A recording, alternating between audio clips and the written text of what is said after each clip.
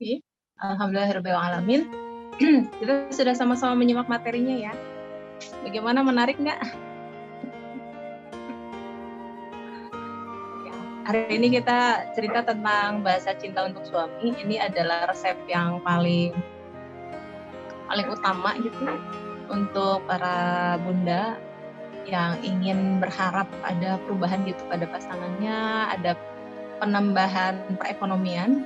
Ya, bila ada yang konsul ke saya nanya gitu, gimana sih caranya supaya perekonomiannya membaik, bagaimana caranya supaya suami saya pelan-pelan mau berubah, jawabannya adalah ini. Ini adalah resep utama yang saya kerjakan, itu bahasa cinta untuk suami. Salah satu resep utama ya, selain tentu kita tetap berdoa kepada Allah Subhanahu wa Ta'ala. Ya, kembali hari ini memperkenalkan juga ya sponsor utama kita. Mungkin ada yang belum berkenalan, ini yogurt Mamazi yang suka ada di bawah tuh, yang supporter itu siapa. Ini alhamdulillah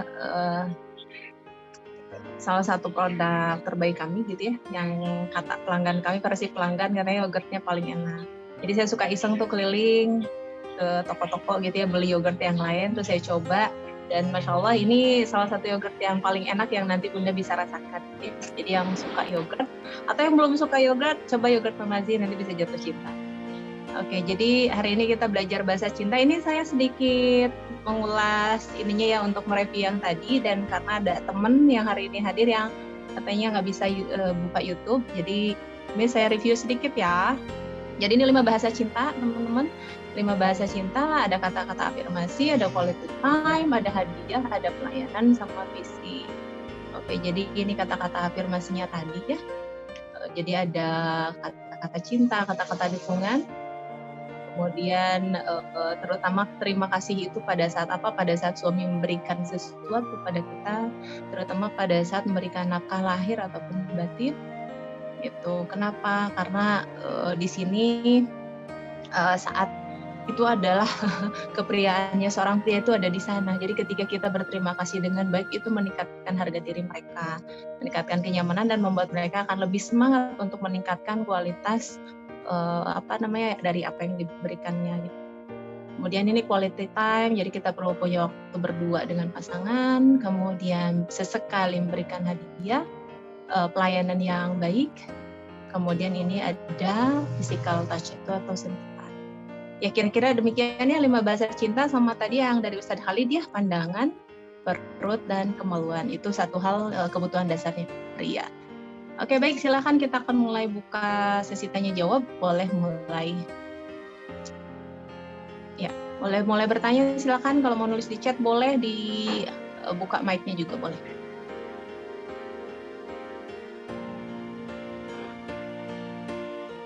Ya, oke. Bu Sri.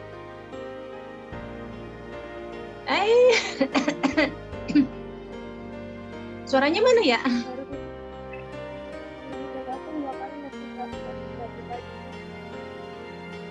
Ya. Bu Sri, suaranya enggak ada loh.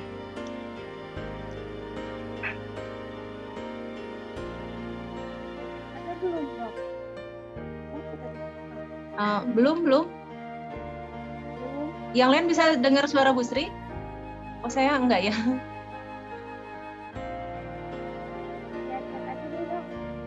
Di chat ya, suaranya kecil banget. Ada yang lain yang bisa coba mic-nya, barangkali yang bermasalah.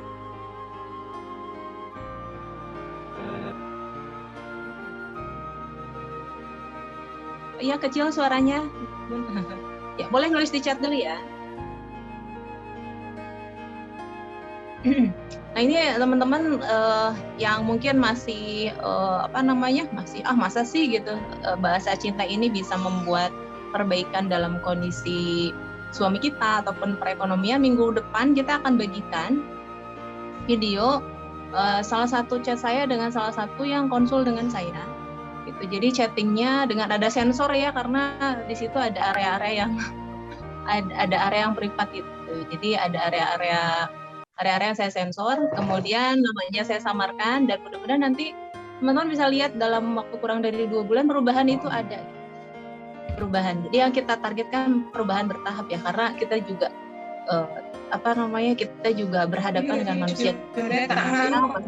Aku gambar game sejedar orang fotoku. Dan titip untuk yang bertanya, bisa bertanya dengan menyambungkan ke materi yang ada ataupun nyambung ke materi 1 atau materi 2, sehingga nanti pemahaman kita makin kuat gitu. Jadi saya kadang-kadang menemukan pertanyaan yang sepertinya nggak nyimak materinya atau nggak nyimak materi 1 atau 2 gitu. Sedangkan grup ini, grup yang saya undang di Zoom adalah grup yang dari kemarin sudah diajak ya dari mulai materi 1 gitu. Jadi supaya kita improve, teman-teman perlu untuk menyimak materinya ya, perlu belajar gitu. Oke, jadi ini bagaimana cara memberikan semangat kepada suami untuk melanjutkan sekolahnya yang sudah tertunda selama 7 tahun. Bagaimana pula cara menyikapinya, hatur nuhun. Oke. Ya, teman-teman, ini kadang-kadang ya kita menemukan satu hal di suami kita yang kayaknya nggak nyaman gitu. Maksudnya kayaknya nggak cocok di hati saya gitu.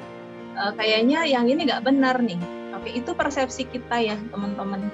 Persepsi kita bahwa ini kan harusnya sekolah diselesaikan gitu kan, harusnya sekolah ditamatkan. Itu persepsi kita. Tapi di kondisi suami kita yang perlu kita pahami adalah why gitu. Mengapa beliau tertunda selama 7 tahun? Kadang-kadang kita nggak tahu gitu kalau kondisi suami kita tuh sedang misalnya mengalami mental block di sana gitu ya.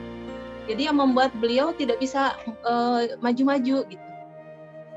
Jadi yang perlu kita ketahui adalah kita menggali kira-kira ini suami saya ada karena apa ya? Ada mental block kah? Atau ada masalah di sana gitu ya, yang membuat beliau tidak nyaman gitu ya. Jadi ada hal traumatik atau apa gitu. Itu yang perlu kita tahu. Dan kemudian yang utama dari posisi seorang istri adalah mendukung apapun kondisi suaminya. Jadi ketika suami kita ngedrop nih, nggak bisa kuliah, kita akan berada di suami kita, tidak memberikan beban yang melebihi kapasitas beliau, bahwa ternyata misalnya buat beliau itu sesuatu yang berat, maka kita pahami bahwa oh itu berat untuk suami saya. Jadi apa yang harus saya lakukan? Ya kita coba tanya, gitu. Kira-kira mau dilanjutkan atau tidak, gitu. Dengan catatan koneksinya udah baik ya. Jadi untuk semua saran yang saya berikan, teman-teman selalu pastikan koneksinya diperbagus dulu. Selalu sampaikan dalam kondisi suami sudah terpenuhi kebutuhannya. Kita ngobrol, tanya kuliahnya gimana, mau dilanjutkan atau enggak gitu ya. Oh gitu. Kalau misalnya ternyata enggak saya lanjut. Oh kenapa gitu ya? Apa boleh tahu gitu ya? Bahasanya kita cuma pengen tahu, jadi nggak ngejudge sama sekali. Oh karena ini, oh kayak gitu. Iyahin aja dulu. Oh begitu. Kita cari tahu dulu. Nah setelah tahunya cukup, teman-teman semua, para suami kita tidak suka dinasehatin, jadi tidak perlu memberi nasihat sebelum mereka meminta. Itu salah satu tips yang ada gitu ya, yang kadang-kadang itu suka keceplosan gitu. Tapi yang paling bagus adalah kita cukup bertanya, tekniknya bertanya sama kita memberikan masukan ketika mereka bertanya saja. Jadi ketika mereka minta baru kita memberikan nasihat. Kalau tidak, tahan dulu. Kenapa? Karena sebenarnya dengan kita bertanya pun itu sudah maksudnya ayo kapan kuliah lagi, kerasa nggak? Ketika kita bertanya pun mereka sudah menangkap, oh iya seharusnya saya kuliah ya, tapi enggak, jadi istri saya yang nanya gitu. Jadi tanpa menasehati beliau sudah tahu kok, ketika kita tanya itu sudah memberikan masukan gitu ya. Oke baik. Nah nanti setelah ketahuan bagaimana-nya, silahkan menjadi bagian dari solusi. Ketika memang ternyata di situ ada alasan yang begini dan beliau merasa tidak mampu, kita tetap berada di belakangnya. Apapun yang dipilih oleh suami kita, seorang istri adalah mendukung apapun yang dikerjakan oleh suami.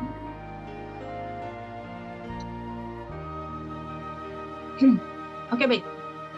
Hal yang tadi saya terkendala untuk waktu bareng suami yang tadi waktu sebelum tidur saya punya anak usia 9 tahun, tapi kalau tidur belum berani sendiri.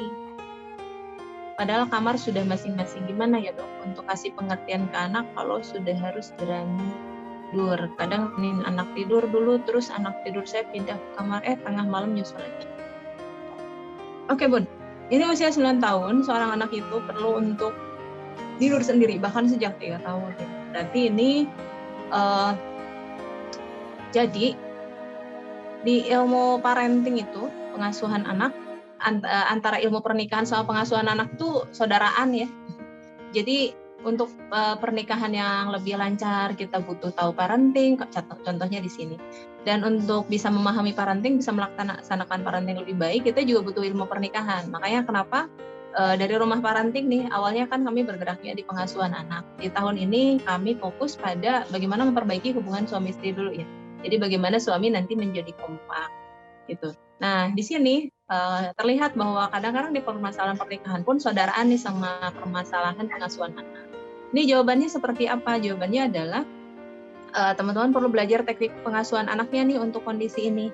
Ada P, ada A, ada R, ada E, ada N, ada T, ada I, ada NG. P, menggunakan cara yang benarnya seperti apa? A, pahami anak adalah anugerah yang lahir untuk belajar. Di sini anaknya perlu belajar tidur sendiri, tapi belum bisa. Padahal seharusnya di usia 3 tahun ke atas dia harus sendiri. Yang perlu kita pahami adalah sebabnya apa. Mungkin di situ ada trauma, mungkin di situ ada kurang berani, dan lain-lain. Jadi yang perlu kita lakukan adalah kita ngobrol sama anaknya, kemudian di situ kita mungkin perlu konsul gitu ya kalau ternyata di situ ada sesuatu trauma misalnya ya. Terus kemudian nanti kita terapi dulu anaknya, dan kemudian nanti R itu redam kemarahan. Ini yang selanjutnya tadi ya, dari pemahaman itu kita tahu nih kira-kira ke arah mana. R itu E dan NG ini adalah langkah-langkah untuk membuat koneksi. Jadi kita hilangkan emosi-emosi yang ke anak yang membuat mereka menjadi tidak nyaman, yaitu rajin mendengarkan, dan N rajin memberikan bahasa cinta. Nah, koneksi ini, kedekatan ini, kenyamanan yang diberikan kepada anak itu menguatkan jiwa mereka dan mendekatkan mereka ke kita. Dan ketika koneksinya bagus, Bunda udah mulai bisa ngajak ngobrol nih, tergantung dari hasil pemahaman A tadi, hasil konsulnya gimana, hasil ngobrolnya sama anak gimana. Oh ternyata karena saya takut gitu ya. Oh ternyata karena saya susah tidur gitu ya misalnya.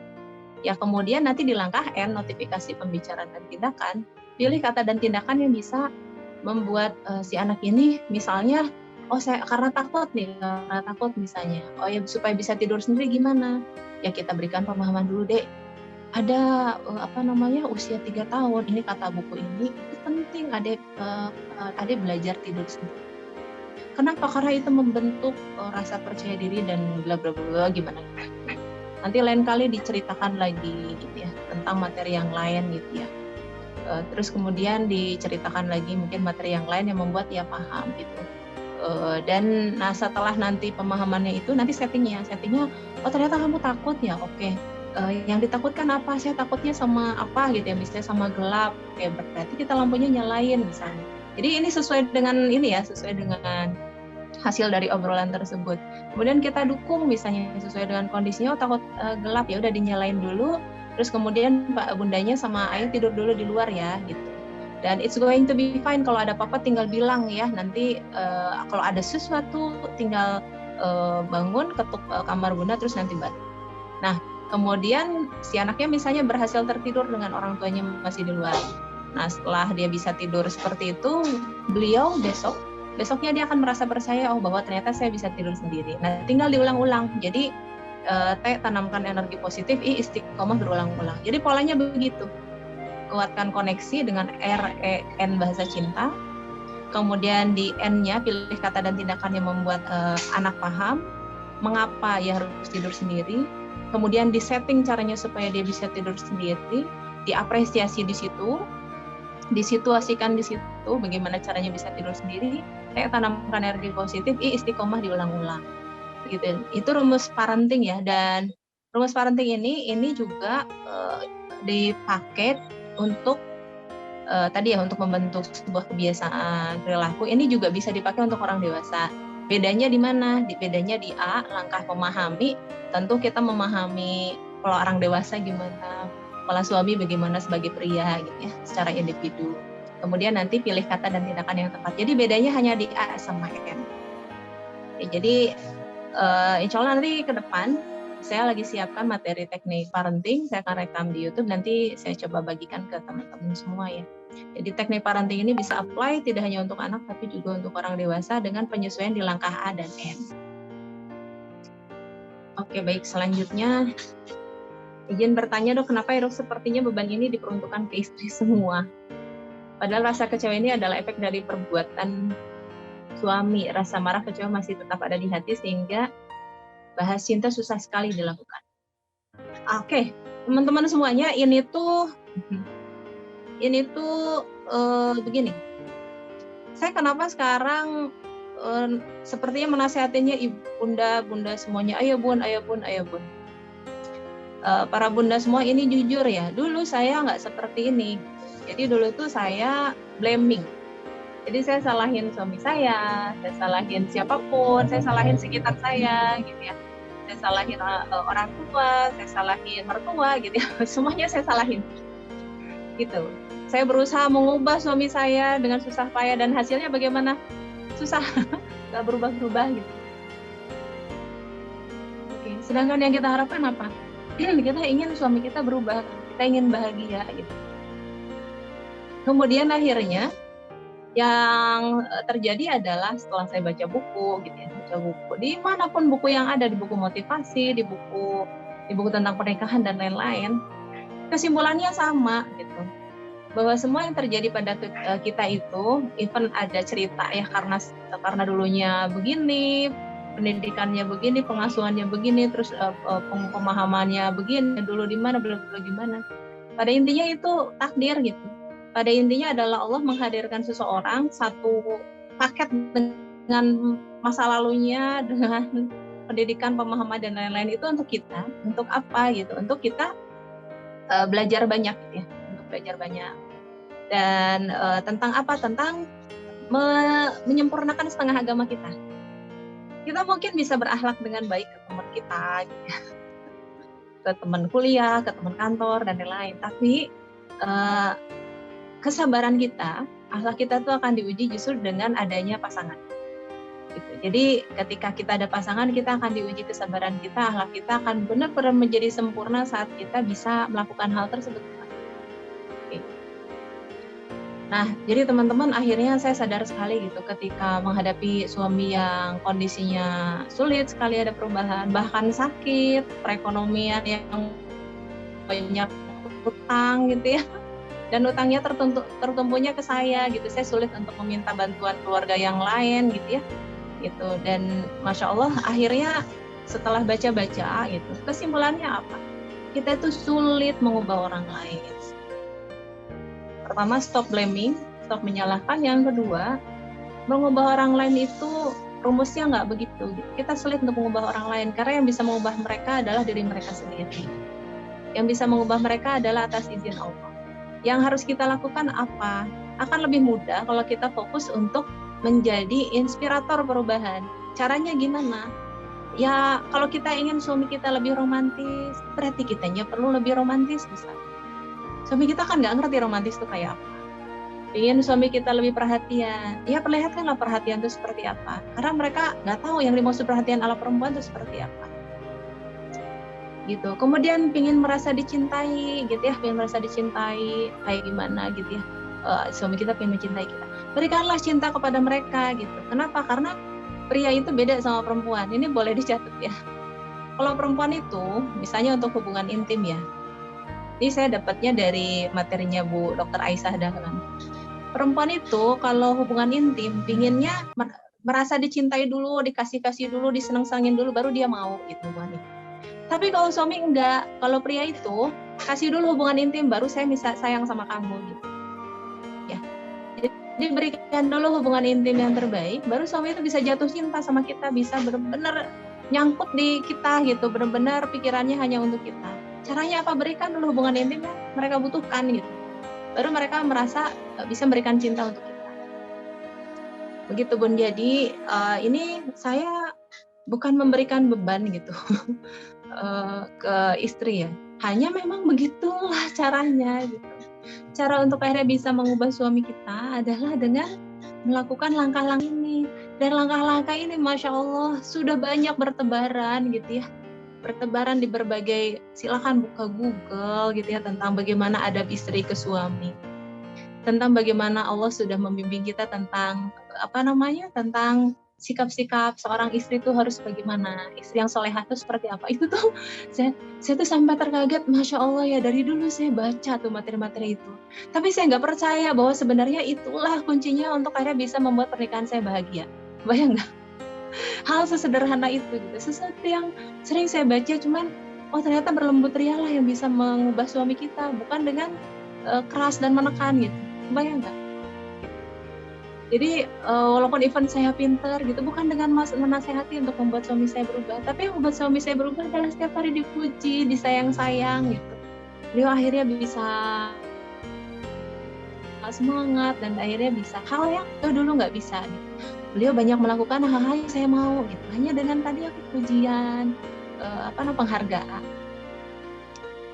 Gitu ya Bun ya. Jadi kayak di sini, nah kendalanya adalah saya ketika terapi, saya tuh hampir selalu menghindari yang namanya ngasih nasihat dulu sebelum saya terapi. Kenapa? Karena seseorang yang masih kecewa itu emosinya masih negatif. Ketika emosi negatif, otak reptilnya nih jalan di belakang, otak pertahanan. Jadi ketika ada mungkin saran saya masuk yang terkesannya membuat membuat dia merasa tidak nyaman lagi, merasa kecewa gitu apa, ininya langsung otak reptilnya jalan gitu, perlawanannya langsung jalan gitu, sistem tubuhnya langsung menyatakan saya nggak mau denger gitu misalnya. Ya, jadi memang karena ketika otak reptil aktif, ketika aktifnya itu karena ada rasa kecewa atau teringat ada hal yang mengecewakan, menyakitkan gitu, otak berpikirnya nggak jalan Bun. Kalau di otak berpikirnya jalan mah simpel, perintah Allahnya A ya kerjain aja A gitu ya. Tapi masalahnya adalah otak reptilnya sedang aktif sehingga otak berpikirnya susah untuk menerima apapun itu. Jadi supaya otak reptilnya turun aktivitasnya sehingga otak berpikirnya bisa berjalan dengan baik, saya tuh biasanya terapi dulu. Makanya teman-teman yang mungkin sempat japri ke saya atau ke Aspri gitu, asisten pribadi yang pengen konsultasi, kenapa saya selalu ada terapi? Karena saya lihat kalau misalnya di situ masih ada emosi, saya nggak akan ngasih ilmu ini gitu. Saya nggak akan langsung ngasih konseling. Kenapa? Blocking. Jadi yang ada tuh sepanjang perjalanan saya cerita kemana, beliaunya juga masih tetap kekeh gitu. Jadi di terapi dulu, setelah terapi nyaman, baru akhirnya bisa berpikir dengan tenang bahwa Masya Allah ini perintah Allah gitu. Sudah jelas gitu guidance-nya seperti apa. Dan teman-teman jangan kaget gitu. Mungkin pernah di sini ada beberapa yang sudah ikutan terapi gitu ya. Mungkin ada beberapa di sini yang udah ikut terapi, tiba-tiba yang dulu sepertinya beliau tolak gitu, tiba-tiba di-accept gitu. Jadi dia akan natural sendiri. Jadi ikhlasnya datang sendiri ketika perasaan kita sudah damai, perasaan kita juga sudah tenang, sudah menerima dengan sepenuhnya, sudah ikhlas, sudah nyaman. Oke, jadi untuk Bunda ini yang bertanya, silakan terapi dulu rasa kecewanya sampai habis, sampai tahap yang namanya bisa mencapai titik memaafkan. Entah kenapa tiba-tiba nanti bisa tahap memaafkan dan menerima, baru nanti kita bisa step by step mengerjakan hal-hal yang perlu kita lakukan untuk menggapai perubahan. Ya. Jadi teman-teman yang tadi ya yang misalnya masih ada kendala, ganjelan atau apa-apa, sarannya adalah ayo terapi dulu. Insya Allah nggak lama. Oke.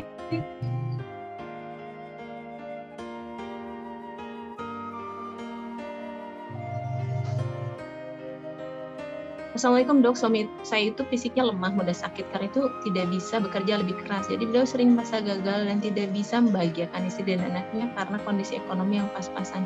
Saya sudah sering mengungkapkan bahwa saya bahagia dan tidak menuntut materi yang lebih, tetapi beliau masih ada merasa sedih. Bagaimana cara mengatasi kondisi seperti ini?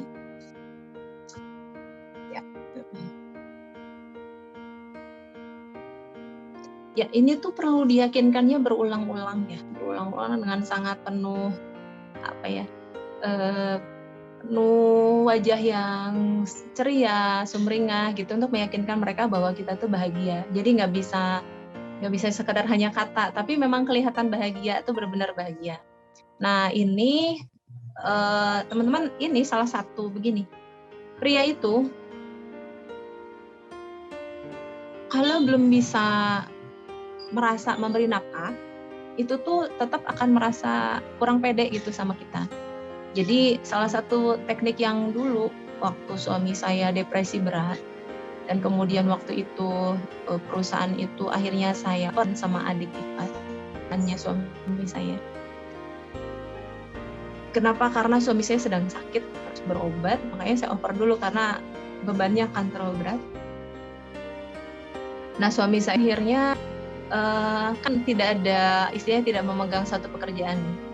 Tapi penting sekali untuk pria itu punya status memberikan nafkah untuk saya, untuk keluarganya.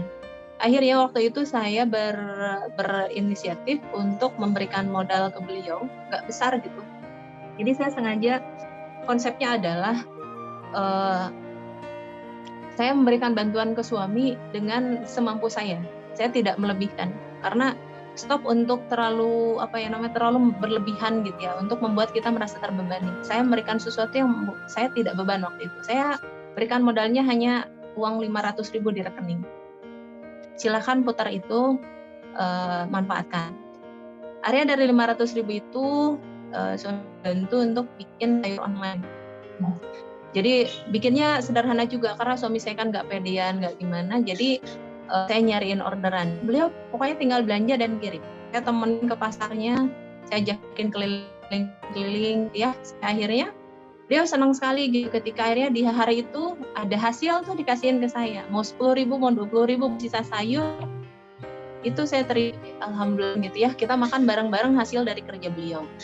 Dan waktu itu yang saya kerjakan juga saya menyetop pola bahwa bahaya gitu. Ya, jadi suami saya, salah satu yang saya lakukan waktu itu adalah bagaimana suami saya merasa memberikan nafkah untuk saya, kondisinya saat itu. Jadi alhamdulillah ketika saya bilang terima kasih wajar gitu, karena saya kan dikasih ya. Terus kemudian ketika bilang saya bahagia wajar gitu ya. Kenapa? Karena memang saya sudah bisa memberikan nafkah gitu, berapapun itu, karena bagian pria sudah paham kok yang namanya memberikan nafkah itu semampunya gitu. Tapi kali nggak ada, itu nanti akan membuat mereka memang ngedrop gitu. Jadi nah ini yang perlu diyakinkan ke suami kita bahwa memberikan nafkah itu semampunya. Kemudian kita benar-benar tampilkan kebahagiaan kita sama keluarga, kesyukuran kita dengan hasil berapapun yang diberikan. Terus yang lain di sini saya penasaran ya. Salah satu kebahagiaan pria itu, merasa membahagiakan itu juga beliau tuh perlu merasa bisa memuaskan istri. Jadi saya kurang tahu nih kondisinya gimana kalau di hubungan intimnya. Karena di dua sisi itu. Satu bisa memberikan nafkah lahir yang beliau bisa nangkap bahwa istri sudah merasa cukup, terima kasih gitu ya. Ini sudah cukup untuk saya gitu.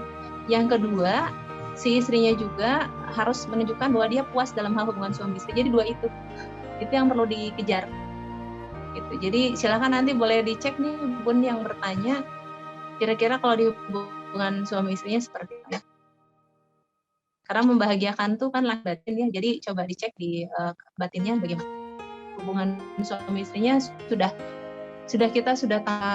memang benar-benar puas atau tidak gitu ya. Walaupun belum puas pun sudah cukup memperlihatkan bahwa kita senang atau tidak. Karena belum semua bisa mencapai orgasme ya. Gitu. Itu perlu teknik sendiri. Dan mungkin kalau tentang itu saya jawabnya di private. Oke, baik. Mangga kalau ada yang mau bertanya ya. Ini membuat suami kita menjadi istilahnya apa ya? Menjadi seorang pria yang mau melindungi gitu ya, semangat untuk menafkahi. Resepnya adalah ini ya para bunda ya, bahasa cinta ini, 5 bahasa cinta ini perlu kita kerjakan setiap hari. Insya Allah nanti pelan-pelan suami kita akan menjadi lebih baik. Kalau ada ganjelan silahkan diterapkan. Baik, barangkali ada yang mau bertanya lagi?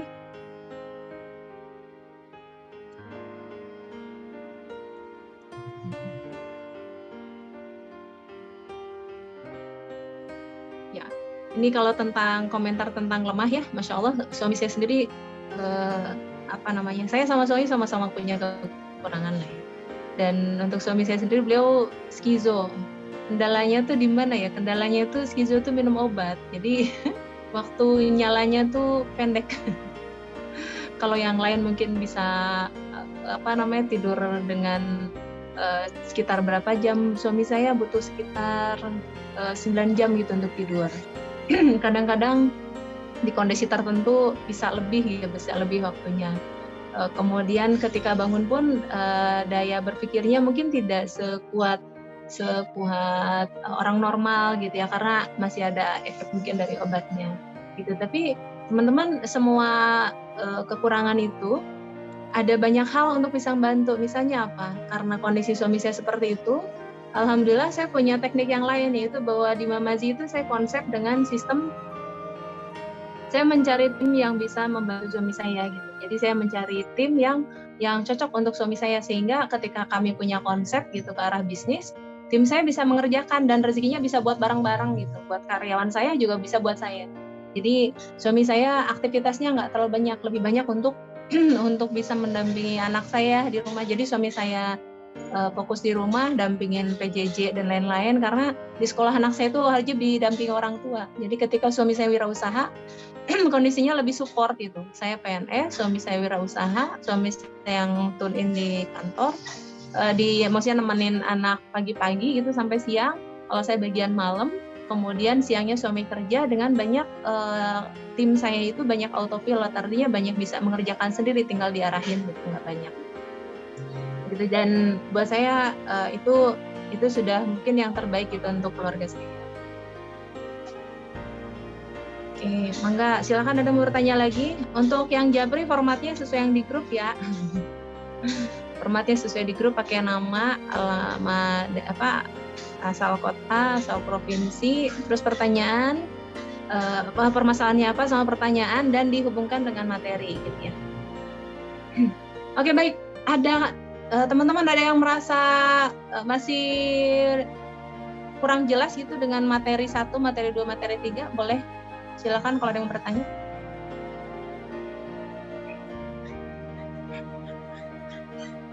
Ini saya sambil membuka pertanyaan terakhir nih dari Bunda Pratiwi. Merasa sedih ya? Merasa sedih ya tadi Bun, dibahagiakan setiap hari ya. Banyak disentuh, banyak dipuji, banyak banyak dihibur gitu. Oke, silakan, semangat.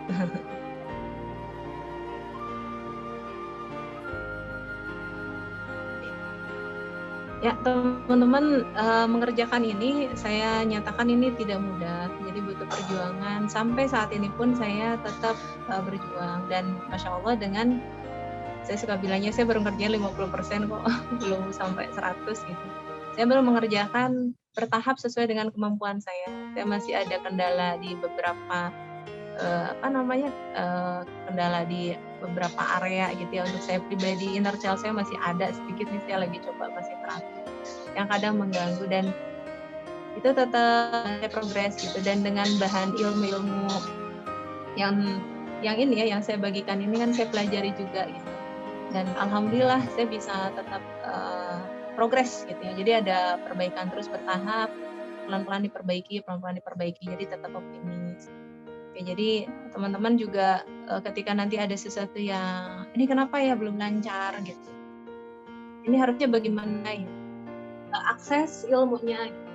Coba buka Google aja, minimal buka Google, buka itu, jawabannya tuh suka banyak di sana. Kemudian nanti disimak materinya gitu, dicatat, dan kemudian kendalanya, biasanya kendala mengerjakan itu cuma satu gitu. Ada emosi di sana, ada ego di sana gitu. Jadi sebenarnya hubungan suami istri ini, tentang pernikahan ini adalah tentang pengendalian diri gitu. Tentang bagaimana kita berdamai gitu. Bagaimana kita menerima gitu. Jadi semoga dengan memperbaiki pernikahan kita, sebenarnya kita juga akan menjadi pribadi yang lebih baik. Saya yakin begitu. Oke, masih ada yang mau bertanya atau cukup jelas? Masih ada waktu 23 menit. Biasanya banyak yang bertanya.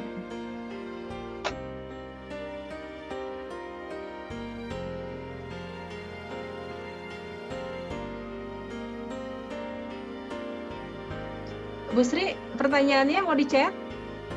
Saya tunggu. Silakan. Ya, saya sedikit sambil nunggu pertanyaan yang lainnya tentang ekonomi ini. Ada ini yang bertanya gimana sih naikin semangat suami kita untuk bekerja gitu ya. Oke ya, teman-teman, dikala suami kita down ya kadang-kadang mentok gitu. Saya menemukan ada beberapa situasi di mana ketika gagal terus gitu ya, ketika nggak berhasil akhirnya suami kita ngedrop. Nah terus posisi kita gimana? Apakah posisi kita akan karena kita mungkin pintar gitu atau karena kita punya ide banyak, aduh masa sih yang kayak gitu aja nggak bisa kan, kayak tinggal gini aja gitu. Dan teman-teman semuanya, ketika kita kurang tepat bahasanya, suami kita bukannya tambah semangat gitu, tapi tambah drop. Gitu. Jadi kita perlu paham sekali untuk para istri yang kondisi suaminya sedang, misalnya secara perekonomian lagi turun nih, hati-hati untuk membuat kondisinya malah tambah memburuk gitu ya. Kondisinya malah tambah memburuk gitu untuk perekonomian keluarga kita. Gitu. Jadi suami kita ini adalah seorang yang menjadi fighter gitu, fighter perekonomian keluarga, dan kita perlu tahu bagaimana teknik untuk bisa membuat mereka termotivasi. Jadi motivasinya adalah seperti kita memotivasi ke atas ya, memotivasi ke atas, memotivasi ke pimpinan, memotivasi ke raja, itu beda. Jadi tidak bisa dengan cara menekan, tidak bisa dengan cara menyalahkan gitu. Jadi untuk bisa banyak memberikan motivasi ke para pasangan kita, suami kita, yang ada adalah bahasanya suportif. Jadi bahasanya adalah suportif, kita berada selalu bersama beliau gitu ya. Terus bagus gitu, ketika ada hal yang bagus kita kita sampaikan bahwa itu bagus. Terus kemudian kadang-kadang mentok nih, kalau udah mentok kita bisa berkreativitas mencari sesuatu yang kira-kira bisa bisa dikerjakan oleh suami kita, dengan bahasa minta tolong, bisa minta tolong nggak kirimin barang atau apa, kemudian nanti hasilnya ini buat ongkosnya gitu ya, sampaikan gitu. Jadi ini ada buat ongkosnya ya gitu, mangga gitu, silakan. Terus kemudian walaupun akhirnya uangnya balik lagi ke kita gitu. Jadi mesti jeli-jeli untuk mencari pekerjaan yang kira-kira suami kita mau, karena ada juga beberapa hal yang menurut kita tuh, aduh kenapa ya suami saya tuh kalau jaga bazar tuh nggak mau gitu, suka menghindari. Nah kemudian kita perlu paham bahwa suami kita punya inner child sendiri gitu, punya masalah kejiwaan sendiri gitu, ada area-area yang mereka belum nyaman. Jadi ini adalah proses untuk mencari area mana yang kira-kira suami kita itu seperti sebuah biji gitu ya. Sebuah biji itu pasti akan ada tempat di mana dia bisa tumbuh dengan baik. Jadi kalau ada biji tertentu, dia ditanam di area yang tidak tepat, dia nggak akan bertumbuh. Tapi kalau si biji itu ditanam di area yang tepat, misalnya apa? Misalnya kurma itu bisa jadi tumbuh suburnya di gurun pasir sana gitu, bukan di Cikadut sini gitu. Bayang nggak? Jadi mencari tempat yang tepat itu mungkin kita butuh waktu gitu. Dan supaya kita bisa jalanin suami kita nggak sampai ngedrop, bisa sampai ke tempat tersebut, maka kita perlu stabil untuk menyatakan dukungan kita. Kemudian pertanyaannya, terus ekonomi di rumah bagaimana gitu? Seperti apa? Para bunda semuanya, yang perlu kita percaya adalah rezeki yang mungkin lewat istri atau lewat manapun itu. Sebenarnya rezeki yang ada sekarang ada pada kita itu bukan hasil kerjanya kita ya teman-teman. Jadi misalnya istrinya kerja gitu, terus suaminya belum kerja gitu ya, atau misalnya hasilnya sedikit, terus kita ada rezeki. Siapa bilang kita itu hasil kerja kita? Itu adalah titipan Allah ke kita gitu. Allah sengaja memberikan itu lewat jalur kita gitu. Untuk apa? Mungkin kita juga kasihan kalau dua-duanya nggak ada hasil, ya kasihan ya misalnya. Allah memudahkan kita dengan tetap masih ada hasil di istri. Tinggal akhirnya bagaimana untuk membuat suami semangat. Kan kalau misalnya nggak ada makanan sama sekali, suami kita misalnya lemas nggak bisa kerja, tapi dengan istri masih punya hasil, bisa dipakai buat modal gitu ya, bisa dipakai buat makan sehari-hari sederhana gitu, dibikin sederhana. Kenapa gitu? Karena sesuai dengan kondisi perekonomian. Walaupun keuangan kita banyak gitu, tapi makan kita itu harus sesuai dengan kondisi pasangan kita, supaya suami nggak stres gitu. Karena karena membebani istri terlalu berat. Gitu. Jadi teman-teman perlu benar-benar mengatur bagaimana situasinya supaya suami ini merasa nyaman. Kemudian misalnya gini, salah satu praktekan juga untuk arah ekonomi adalah materi manajemen keuangan. Manajemen keuangan. Jadi ketika ekonomi suami kita terbatas, kita hindari untuk akhirnya ada banyak biaya gitu. Walaupun itu menurut kita penting, misalnya apa? Anak saya dulu kira-kira ke SMP IT atau SMP biasanya gratis gitu. Nah, karena suami saya kondisi perekonomiannya masih terbatas, kita harus mengatur biaya pendidikan sesuai kemampuan suami, bukan kemampuan kita. Akhirnya pakai sekolahnya gratis, SMP biasa, negeri biasa, dan nggak apa-apa gitu. Itu yang seharusnya begitu. Di Islam itu kita perempuan diajarkan untuk mengatur keuangan sesuai dengan kemampuan suami, bukan kemampuan istri. Jadi kalau suami kita mampunya level A, kita ikut level A. Gitu. Jangan dipaksakan level di atasnya. Kalau suami kita sanggupnya belikan bajunya yang sederhana gitu, atau belum bisa memang belikan baju yang sederhana, ya kita pakai baju yang sederhana. Jadi sesuai dengan kemampuan suami kita.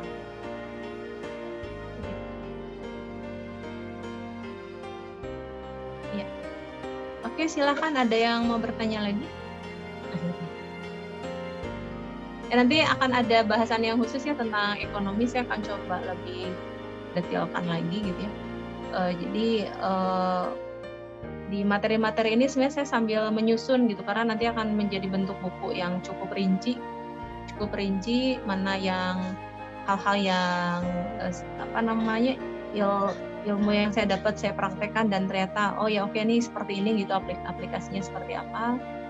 Mana juga yang misalnya hal-hal yang perlu kita hindari, itu benar-benar saya akan coba sedetail mungkin ditulis gitu, dan mudah-mudahan nanti bisa membantu teman-teman semua ya.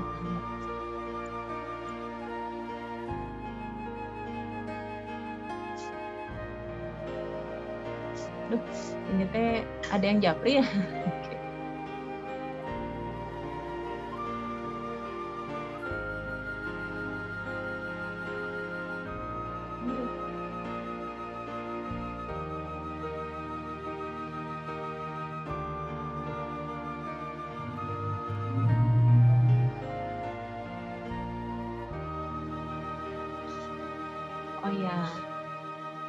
Dan japrinya ke ini ya, bagaimana menyikapi suami yang sudah tidak memberikan nafkah karena sudah tidak kerja lagi, dan pernah bisnis jualan, sudah tidak juga, padahal kondisinya sehat dan waktunya luang, sementara saya kerja sebagai PNS, masih bisa melakukan kerja sampingan online shop. Saya mengharapkan suami saya menghandle biar lebih fokus. Sudah disampaikan malah diam. Saya juga sempat ajak bisnis makanan karena beliau hobi masak tapi nggak connect. Ya teman-teman, ya begitulah, untuk akhirnya bisa membuat suami pelan-pelan bisa kita coba ajak ke area-area tertentu yang mereka belum bisa. Resepnya sama, bahasa cintanya dulu yang kuat, bikin bahagia dulu, bikin senang dulu. Unik ya, nggak mulai dari pekerjaannya dulu, nggak mulai dari program-program itu, tapi mulai dari koneksi dulu. Koneksinya apa? Bahasa cintanya benar-benar silakan berikan yang terbaik. Bikin ia menjadi seorang pria yang bahagia, yang nyaman. Dan kemudian pelan-pelan baru kita cari ide, ngobrol bareng gitu. Bahasanya minta tolong gitu. Minta tolong dulu. Dia bantuin. Ya, nanti. Oke, jadi teman-teman, maaf saya ulang kembali ya. Jadi suami kita untuk akhirnya bisa bersemangat untuk memberikan nafkah lagi, tadi balik lagi ya para bunda, kita mulainya dari bahasa cinta terbaik kita. Jadi mengerjakan bahasa cintanya dulu, kemudian nanti pelan-pelan kita jadi IO, kita mengatur situasi kondisi yang membuat suami kita bisa ada satu kegiatan yang menghasilkan. Ya contohnya sederhana, misalnya bunda punya online shop, misalnya suami kita minta tolong karena kita sibuk, tolong kirim misalnya, ya tolong kirimin. Jadi bentuknya sederhana bun. Jadi hindari yang langsung ini tolong kelola gitu, itu belum bisa kalau beliau belum memberi nafkah. berminat. Tapi coba berikan kegiatan yang mereka bisa dan sederhana. Gitu. Kalau dulu yang saya kerjakan itu, pokoknya suami saya bagian belanja dan ngirim. Dan belanjanya itu saya temenin dulu Bun. Saya jam 2 malam, jam 12 malam, jam 10 malam saya keliling ke pasar Ciroyom. Kadang pakai motor, kadang bawa mobil gitu ya di situ. Terus keliling-keliling gitu. Sampai akhirnya di setahun kemudian itu suami saya senang loh ke pasar. Itu awalnya tuh kepaksa dulu gitu. Tapi ditemenin dulu, diajarin dulu ini apa, itu apa gitu ya. Jadi silakan diberikan bentuknya sederhana dulu. Nah, kemudian ketika sederhana beliau bisa dan ada hasil, itu menjadi sumber kebanggaan. Caranya gimana? Caranya kita bersyukur dan tampak bahagia gitu. Tampak bahagia dan benar-benarlah berbahagia karena Masya Allah nafkahnya suami itu, uang 10 ribunya dari suami, 20 ribunya suami itu lebih enak daripada hasil kerja sendiri, benar nggak? Kita dikasih itu uang pemberian suami itu sangat-sangat enak gitu untuk makan gitu ya. Oke, karena mereka mengerjakannya dengan penuh cinta dan tanggung jawab untuk kita. Oke, nah para bunda gitu ya, jadi berikan fasilitasi kegiatan yang benar-benar kira-kira mereka bisa mampu sesuai dengan kondisi kejiwaannya, kemampuannya. Jadi diiniin dulu. Kadang-kadang kalau kita yakin kira-kira ini mah bisa gitu, hanya perlu didorong, kita bisa benar-benar dorong gitu ya. Dengan catatan gini, pria itu akan lebih mau kooperatif sama kita ketika tadi bundanya beresin dulu itu area-area kebutuhan suaminya terpenuhi ya. Gitu. Biasanya kalau itu sudah terpenuhi, makanya dibawa-bawa kemana-mana, rada mau gitu ya, rada mau. Oke deh gitu. Gitu. Ya. Tapi kalau misalnya yang bahasa cintanya masih apa ya, masih mereka belum muncul yang namanya wajah ceria bahagia itu, masih ragu bahwa kita tuh sayang sama mereka, cinta sama mereka. Mereka biasanya masih ragu-ragu untuk akhirnya all out gitu di berbagai hal yang misalnya agak susah gitu. Ini mah yang saya rasain ya, kurang tahu nanti teman-teman pengalamannya gimana, tapi saya rasakan begitu. Jadi ketika saya berhasil mencapai tahapan bisa, suami saya kayaknya bahagia, senang gitu ya. Itu tuh satu-satu, saya tinggal nunggu waktunya, pelan-pelan beliau bisa mengerjakan hal-hal yang saya harapkan dia bisa kerjakan. Ya, selamat berjuang Bun. Gitu. Jadi mudah-mudahan nanti bisa lancar ya sama suaminya bisa bertahap nanti punya penghasilan gitu. Dan Masya Allah kita juga PNS, saya sendiri ingat saya tuh PNS tuh atas izin suami saya ke Jakarta 2 tahun gitu. Jadi saya ingat bahwa pun rezeki yang saya dapat saat ini adalah atas izin dari beliau gitu, atas fasilitasi beliau, karena belum tentu suami itu mau ya ditinggalin berminggu-minggu gitu untuk bahkan 2 tahun saya tinggalkan ke Jakarta, tapi suami saya itu begitu sabarnya untuk bisa melepaskan saya mengejar PNS-nya, dan akhirnya rezekinya bisa kami nikmati bersama hari ini. Jadi ingat, rezeki yang kita punya ini bukan hasil kerja keras kita, tapi skenario dari Allah untuk memudahkan kita. Jadi bersama kesulitan ada kemudahan. Ya. Cara mengatur waktu Dok, ketemu anak Jumat malam sampai Minggu malam. Nah, posisi anak nempel terus sama ya, jadi waktu buat ke suami susahnya, me time sama suami yang kurang. Oke, ini kalau weekend butuh waktu bersama, kita coba atur anak ini ada orang ketiga gitu ya. Orang ketiga yang bisa dekat sama anak. Misalnya apa? Main ke rumah nenek, main ke rumah sepupu. Kemudian kalau perlu di situ ada sesuatu yang menyenangkan, misalnya ada mainan baru, dimainin sama sepupu dan lain-lain gitu ya. Jadi nanti di situ misalnya kita bisa minimal punya waktu 2 jam gitu. Ya udah setting 2 jam itu anak kita punya waktu bermain dengan orang ketiga gitu. Kita carikan, kita situasikan, kondisikan gitu supaya kita punya waktu untuk sama suami kita minimal ya sekitar 2 jaman lah gitu, minimal gitu, yang full benar-benar fokus untuk recharge gitu. Jadi berakal-akal ria. Nah, ini kenapa anaknya nempel terus ya, salah satunya mungkin dia mencarikan kenyamanan, ketenangan, keamanan.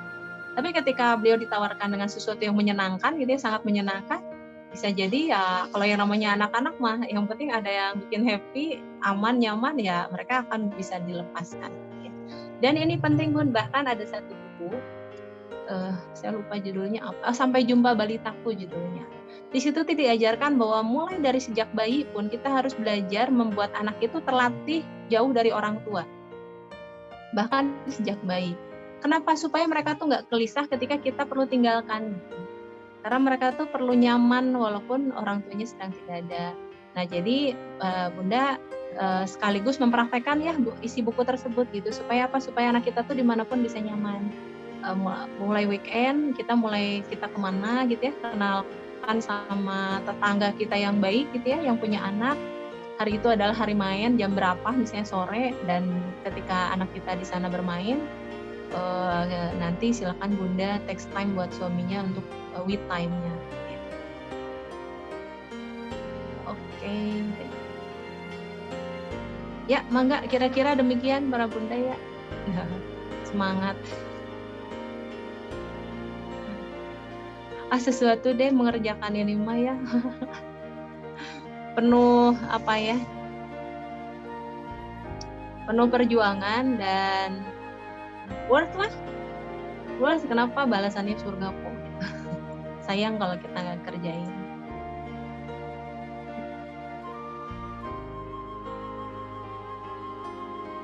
Jadi para Bunda masih ingat ya siapa sih wanita pertama yang masuk surga? Ternyata salah satunya itu namanya Mutia ya, pernah dengar ya? Mutia ini suaminya seorang tukang kayu kalau nggak salah. Penasaran Fatimah pingin tahu nih salah satu wanita pertama yang masuk surga itu namanya Mutia. Ke rumahnya Mutia. Pas ke rumahnya, ketuk pintu, terus kemudian si perempuannya itu jawab, ini siapa? Oh, saya Fatimah. Terus kemudian mau berkunjung. Oh, saya izin suami saya dulu ya, gitu. Boleh nggak kalau ada kamu berkunjung ke rumah saya? Silakan datang lagi besok. Terus kemudian besoknya datang lagi kan? Besoknya datang lagi. Kemudian ketika mau masuk, si perempuannya Mutianya bilang, suami saya boleh sudah mengizinkan, silahkan gitu. Tapi kemudian saya ternyata kan Fatimah bersama anaknya, dan kemudian saya belum izin ke suami saya, boleh nggak sama anaknya gitu.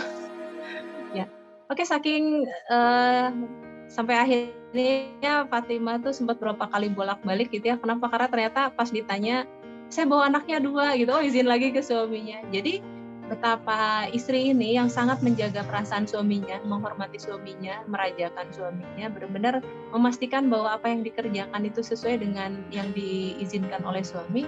Itulah akhirnya profil wanita masuk surga, teman-teman. Jadi bukan perempuan yang sebaliknya gitu. Jadi saya ingatnya kalau udah membayangkan profilnya seperti apa sih perempuan yang pertama kali masuk surga ya, Mutia itu. Kemudian yang dijamin masuk surga tuh ada Fatimah, ada Khadijah, ada Siti Asiyah di situ.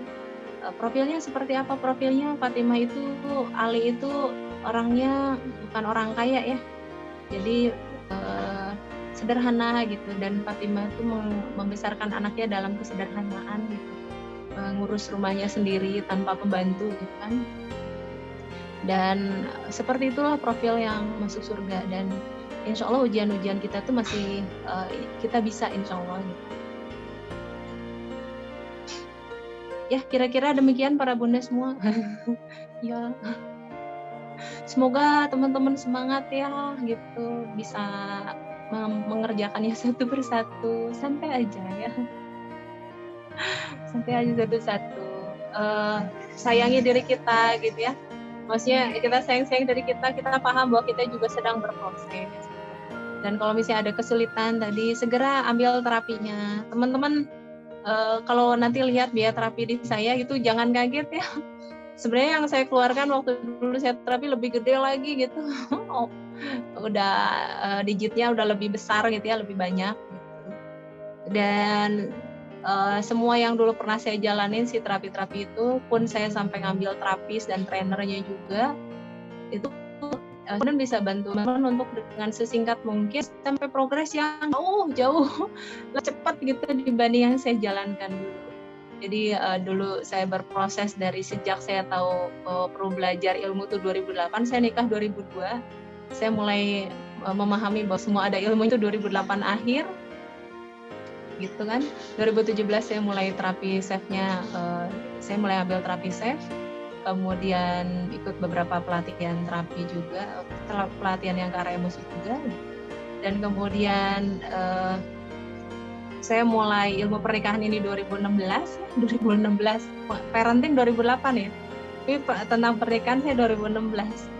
Kemudian akhirnya perbaikan itu ada di tahun 2019 ya, jadi 3 tahun. Gitu. 3 tahunan karena sambil ini, sambil coba-coba ya. Jadi belum lancar banget. Nah, jadi teman-teman nanti kalau bisa lancar mengerjakannya, insya Allah nanti perubahannya juga lebih cepat. Ya. Komponen-komponen yang diperlukannya saya sudah pelajari kira-kira apa sih hal-hal yang dibutuhkan untuk semuanya makin lancar.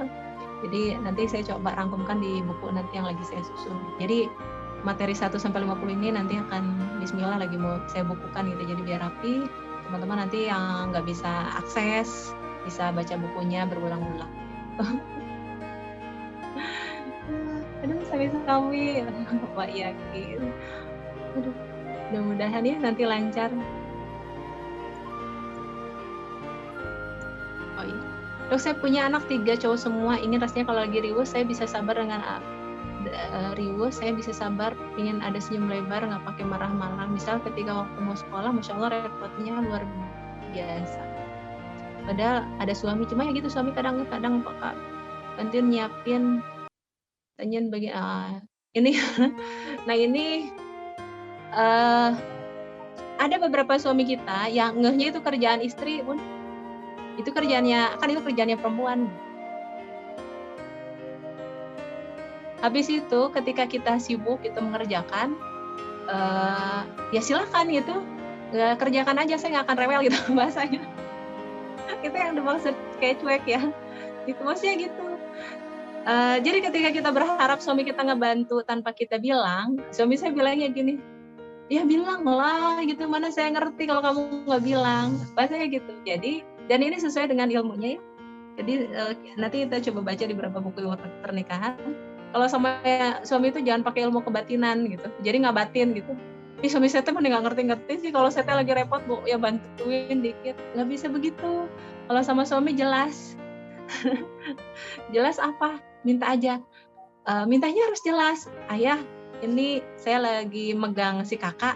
Tolong temenin si adek anterin ya gitu. Tolong temenin si adek makan ya gitu.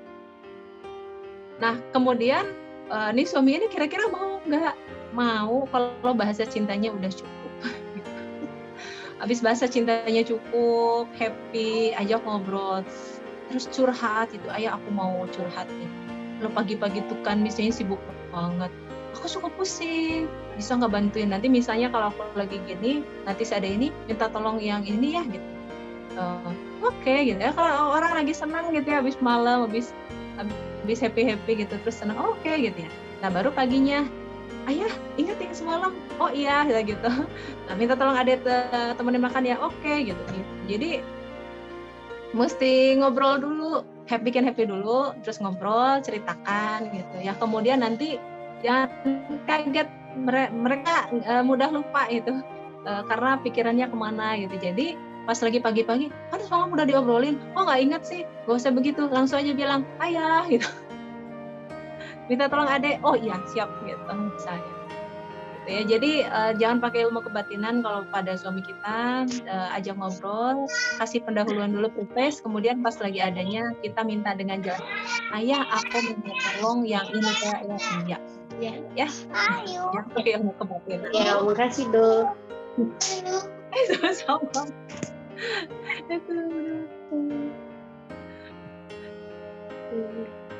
Sebenarnya suami kita itu buat mereka kita tuh makhluk aneh gitu, makhluk yang membingungkan gitu ya.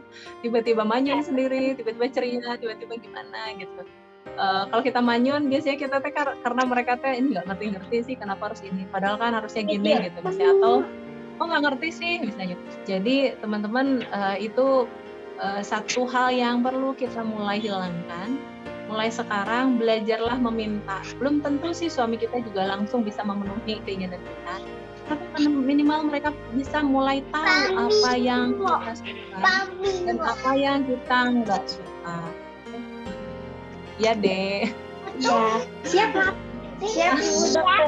Ya, jadi pelan-pelan. Nanti seiring mereka bahagia, happy gitu. Terus kita juga beberapa kali mengulang, menyampaikan apa yang kita suka dan menyampaikan apa yang tidak kita suka. Mereka pelan-pelan akan mulai memberikan apa yang kita suka, mulai untuk menghindari apa yang tidak kita suka.